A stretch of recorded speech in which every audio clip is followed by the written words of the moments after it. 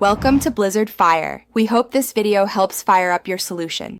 In this video, I will explain how to make Excel VBA step by step. First, you'll need to enable the Developer tab in Excel. This tab provides access to all the VBA tools. Go to File, then Options, and select Customize Ribbon.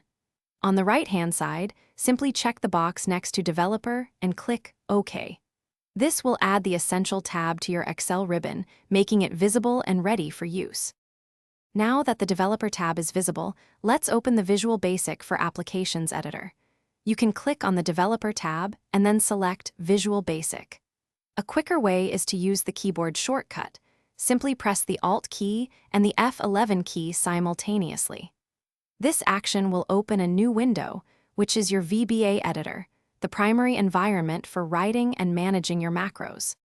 With the VBA editor open, the next step is to insert a module. This is where your actual VBA code will reside. In the Project Explorer window, which is usually on the left, right-click on your workbook's name.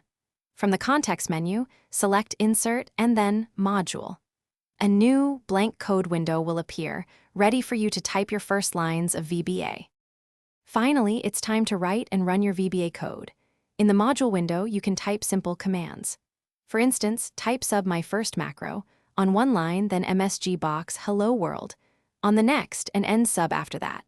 To execute this, click the green Run Sub/User Form button on the toolbar or simply press the F5 key. You'll see your macro in action, perhaps displaying a message box. Thanks for watching. If you found this helpful, don't forget to like and subscribe.